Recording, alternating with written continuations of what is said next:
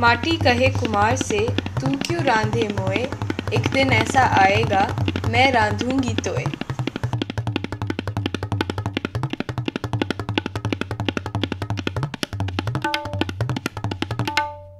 उत्तराखंड के अंदर में पिंडर नदी, जो कि अलकनंदा की मुख्य ट्रिब्यूटरी है, सहायक नदी है, उस पर एक बांध प्रस्तावित है देवसारी जल विद्युत परियोजना के नाम से। सतलुज जल विद्युत निगम दूसरी बांध कंपनियों की तरह ही है। जिस तरीके से दूसरी बांध कंपनियां लोगों को जानकारी नहीं देना, झूठे सर्वे देना, वादे नहीं निभाना और बांध की असलियत नहीं बताना, ऐसा ही इसमें किया है। और हम बताना चाहते हैं कि सतलुज जल विद्युत निगम की जो दूसरी परियोजना है, जो हिमाचल में बनी है, नाथपा झाकड़ी परियोजना, उसमें कितनी समस्याएं रही हैं। अभी रामपुर परियोजना बनी, उसके अंदर में विश्व बैंक से पैसा मिला, मदद मिली, और अभी सीडीएम का पैसा उसमें मिलने वाला है या मिला है। और उसके अंदर भी एक के बाद एक कितनी घपला हुआ, लोगों को जानकारी नहीं थी। बांध परियोजना बनने के बाद भी लोगों के किए गए वादे पूरे नहीं किए गए। और इन बांध परियोजनाओं के अंदर में जो सुरंग परियोजनाएं खास करके, इसमें जहां पानी को एक तरफ रोक देते हैं और फिर उसके बाद सुरंग के अंदर में नदी को डाल देते हैं, और फिर जहां नदी बाहर निकलती है, जैसे कि पिंडर में देवसारी जल विद्युत परियोजना में 17 किलोमीटर लंबी सुरंग बन रही है। बांध की ऊंचाई तो कम कर दी गई, मगर सुरंग जो 7 किलोमीटर थी अब वो 17 किलोमीटर हो गई। तो बांध की ऊंचाई कम करके जो दीवार ब्लॉक को बचाने का झूठा बात किया गया, एक्चुअल में उसका खामियाजा तो 10 किलोमीटर लंबी सुरंग के ऊपर बसे गांव के लोगों को झेलना पड़ेगा, जिनके मकानों में दरारें आएंगी, खेत टूट के गिरेंगे, और पूरी पिंडर घाटी में तो अभी भूस्खलनों की वजह से तबाही आई है। सुंदर बहती नदी को तब्दील करना, एक बांध के अंदर में लोगों के जनहक को भी एक तरफ करना, ये बांध कंपनियों का रहा है। उसके कुछ उदाहरण हम आपको इस आगे दिखाते हैं, लोगों की जुबानी, लोगों की कहानी। सर ये यहाँ ये डिग्री कॉलेज के लड़के आए थे। कौन सा डिग्री कॉलेज? गढ़वाल यूनिवर्सिटी वाले आए थे और उन्होंने सर्वे किया। उन्होंने ये तो नहीं कहा कि हम सर्वे कर रहे हैं, उन्होंने ये कहा कि हमारा प्रैक्टिकल चला है। हमने कहा उनको, तुम हमारे यहाँ के बच्चों तो बुआ जाते हैं, तो उन्होंने कहा नहीं नहीं, बल हमारे पहाड़ में चल रहा है, हमारे ये तो पहाड़ में हो रही है, हम पहाड़ में सर्वे के लिए आए हैं। उन्होंने क्या कहा, ये किसका सर्वे है? ये अपने प्रैक्टिकल कर रहे हैं, हम यूनिवर्सिटी से आए हैं, हमारी प्रैक्टिकल एक विषय होता है हमारा, तो हम प्रैक्टिकल में आए हैं यहाँ। अच्छा, मतलब उन्होंने आपको ये नहीं बताया कि बांध का सर्वे है? ना बांध का सर्वे होता है तो हम उनको करने ही नहीं देते, वहाँ घुसने ही नहीं देते। यहाँ इसी बंगले में टिके हुआ हमारे यहाँ, हमें उनको टिकने नहीं देते। यहाँ सर्वे तो रही दूर की बात। घर में कहाँ, उधर खेतों में उधर से बनाया उन्होंने, गधेरे के सीधा बनाया। आप लोगों को पूछा ही नहीं? बिल्कुल नहीं। अच्छा, सीधे अपने आप और निशान लगाते हैं? हाँ, निशान लगा के चले।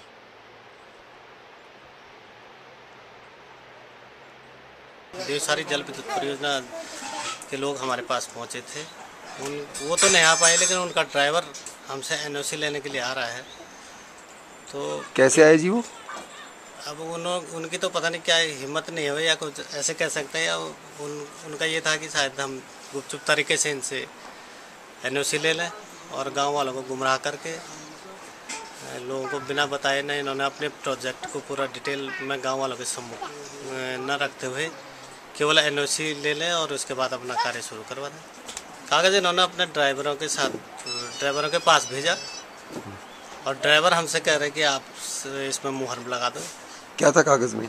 कागज़ में अनापत्ति प्रमाण पत्र थे इन लोगों के, प्रोजेक्ट देवसारी जल विद्युत परियोजना वालों को। उसमें क्या क्या कागज़ थे? और औरों की भी एनओसी थी? कोई औरों की मतलब उन लोगों के मुहर लगा रखी थी इन्होंने, जो गांव ना तो प्रभावित हैं न उन गाँव के ऊपर ये प्रोजेक्ट चलना है। जो 16 गांव चयनित हैं उनमें से उन किसी एक प्रधान के मुहर नहीं थे। उनमें लिखा क्या था उसमें? यही लिखा था कि हम आपके ग्राम पंचायत की सिविल भूमि, वन भूमि और जो निजी भूमि है उसमें काम करने से हमें कोई आपत्ति नहीं है। अच्छा,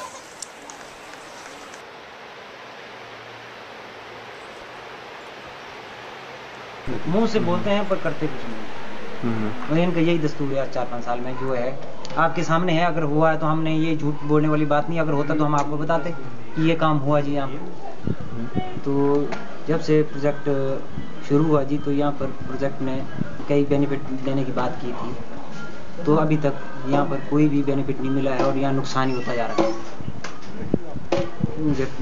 धूल उड़ रही है, बिल्डिंग में क्रैक्स आ रहे हैं, तो उसका कुछ नहीं हो रहा, ना कोई उसका मुआवजा मिल रहा है, कुछ नहीं। वो प्रोजेक्ट वाले बोलते हैं आज देंगे कल देंगे, तो अभी तक 4 साल में इन्होंने कुछ नहीं दिया। तो ऐसे चल रहा है। पानी की समस्या, यहाँ पर ना पानी दे रहे हैं, ये बुरे की स्कीमें बना रहे हैं, पर वो स्कीमें अभी तक इनकी कामयाब नहीं हुई और प्रोजेक्ट खत्म होने के कगार पर है। पोल्यूशन का है, उसका ना कोई पैसा मिल रहा है लोगों को, फसलें बर्बाद हो रही है, ना फसल का पैसा मिल रहा है, पानी की कोई भी सुविधा नहीं हो रही है। जो भी वायदा किया था एक भी काम इन्होंने अभी तक नहीं किया। हमें सार्वजनिक बताया गया कि जब हमने हेजिटेशन किया तब हमारे जो लीडर लोग थे तो उनके समक्ष इन्होंने लिखित रूप में कार्रवाइयाँ की है। तो हालांकि हमारे डीसी साहब कोई कागजात दिए उन्होंने? ये आपको कमेटी ही बताएगी, जो कमेटी में है ना जी। लोगों को पता है कागजातों को? नहीं। हाँ, आपको पता है? नहीं हमारे को नहीं, लोगों के हमारे सामने सिर्फ यही बताया कि हाँ जी कार्रवाई हो गई है। आगे उसमें काम ये हम तो सोचते कुछ भी नहीं हुआ कि वो लिखित कार्रवाई इनकी झूठी रहेगी, उसके ऊपर कोई अमल नहीं हुआ और आज वही हालत है। परियोजना वाले जब भी आप एजिटेशन करते हो वो क्या करते हैं? पब्लिक को 4 दिन तक नहीं पूछेंगे, वो 4 दिन के बाद साइड पर आएंगे, हाँ जी क्या बात, फिर भी यही पूछेंगे क्या बात है। 10 दफा एजिटेशन हो चुका है, फिर भी यही पूछेंगे हाँ जी क्या बात है। अभी भी एजिटेशन करेंगे, फिर क्या हुआ, क्यों एजिटेशन हो रहा है। फिर क्या करते हैं? फिर प्रशासन को बुलाएंगे, पब्लिक के साथ नहीं करेंगे कोई कंप्रोमाइज, प्रशासन को बीच में बुलाएंगे, तब लिखित कार्रवाई जो भी होगी हमारे सामने लिखित कार्रवाई होती है। पब्लिक को तो सिर्फ। आपको मालूम है पुनर्वास नीति सरकार इन्होंने जो बनाई, आपको इनकी पर्यावरण स्वीकृति मालूम है? नहीं जी वो नहीं हमें मालूम क्या है। हमारे को ये कई चीजें बताते रहे कि ये है जी, वो ऐसे तो बताते हैं उस टाइम सार्वजनिक बताते हैं कि ये मुंह जबानी। हाँ मुंह जबानी बताते हैं हाँ जी, वर्बली साइड पर कुछ नहीं हुआ है। वर्ल्ड बैंक की टीम भी आई है 2-3 बार, तो हमारे को गाड़ी से इन्होंने बातें करवाई। हम यहाँ एजिटेशन के लिए खड़े हुए थे सड़क में, तो उनको गाड़ी से बाहर नहीं उतरने दिया उन्होंने। उनके साथ अब NJPC का जो GM था वो था, उसने बात की थोड़ी सी, ये कुछ नहीं हमने होगी बात, वो सो करके हमारे को बोले चलो हो जाएगा काम। थोड़ी सी बात हुई, वो बोल रहे थे उनको बाहर उतरो, वो पल्ले बड़ी डंपिंग साइड नहीं है वहाँ उनको दिखाना था। उस टाइम वो था कम से कम 2 बजे का टाइम, जिस टाइम धूल मिट्टी पूरे ये पर। हाँ, मगर उतरे नहीं, वो उतरे नहीं, हालांकि हम लोग धूल खा रहे थे बाहर।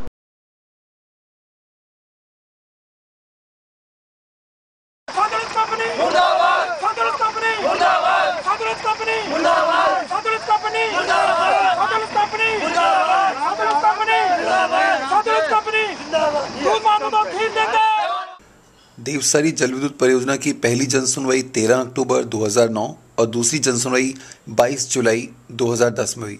दोनों जनसुनवाइयों में विरोध हुआ क्योंकि लोग जान गए थे कि कंपनी ने इतने धोखे किए, लोगों को जानकारी नहीं दी और उसके बाद बांध बांधने की बात है। सरकार ने कानून बनाए कि पर्यावरण जनसुनवाई करेंगे ताकि लोगों को पूरी जानकारी दी जाए, सारे कागजात दिए जाए, लोग पढ़ें और अपनी बात रखें। अब कागज़ कौन से? अंग्रेजी में। 1 महीना पहले कागज़ देने की बात होती है कुछ गांव में या जिलाधिकारी वगैरह के यहाँ पर, मगर लोगों को ये भी नहीं पता होता कि कौन से कागज़। फिर ये जानकारी क्यों लें लोग, क्यों उनको मालूम पड़े कि ये बांध की उनको जानकारी पढ़नी चाहिए? कौन पढ़ेगा आधा फुट मोटे अंग्रेजी के कागजात और जानेगा कि हाँ हमारे क्षेत्र में क्या होने वाला है? लोगों के हक की बात नहीं, नदी पहाड़ की हक की भी बात है। और जब लोगों ने थोड़ा सा जानकारी भी ली तो जनसुनवाई में पुलिस का भय दिखा करके, जनसुनवाई के अंदर में किसी तरीके से दबाव दे करके, ये इन क्षेत्रों में नज़र आता है। अगर लोगों ने एक जगह विरोध किया तो फिर पुलिस सामने दिखाई दी गई। मंच के ऊपर में कौन बैठना चाहिए कौन नहीं बैठना चाहिए ये कानून ने तय कर रखा है, मगर मंच पे कौन बैठा हुआ है ये सामने दिखता है।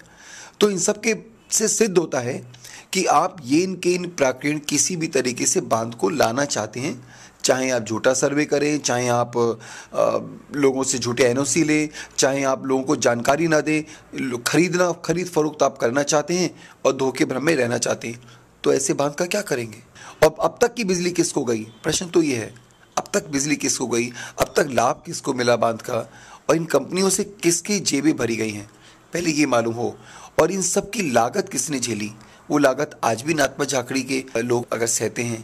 अगर रामपुर परियोजना के अंदर में आज भी धूल और उसकी वजह से परेशानियां जो हुई, भूस्खलन जो हुए, जो नदी के अंदर में मिट्टी डाली गई, जो गंदगी बढ़ी, वो सामने है हमारे। तो प्रश्न हमारे पर है, विचार हमें करना होगा, अपने को बचाना होगा या कुछ लोगों की जेब भरने के लिए तथाकथित देश के विकास के लिए कौन सा देश, विकास में हमारी हिस्सेदारी नहीं क्या? विकास आप किसे मानते हैं, किसका विकास? प्रश्न ये है। विकास किसी का हो और जेबें हमारी खाली हों, संपत्ति हमारी जाए, ये भी बात है। अगर कोई बांध चाहता है तो सही है। जो लोग बांध चाहते हैं, चाहे वो राज्यसभा के या संसद हों या लोकसभा के संसद हो या विधायक हों, वो या फिर सत्ता में बैठे हुए कोई अफसर हों या बांध कंपनी वाले लोग, ये सभी लोग उन जगह पे आके रह ले जहाँ पर कि बांध बन रहे हैं और उन लोगों को वहाँ शिफ्ट कर दें, वो जगह दे दें जहाँ पर कि वो लोग रह रहे हैं। तो आप अगर देश का विकास करना चाहते हो तो त्याग भी तो आप करिए। त्याग आप लोगों से क्यों मांगते हैं? बांध यहाँ पर बनना उचित नहीं है।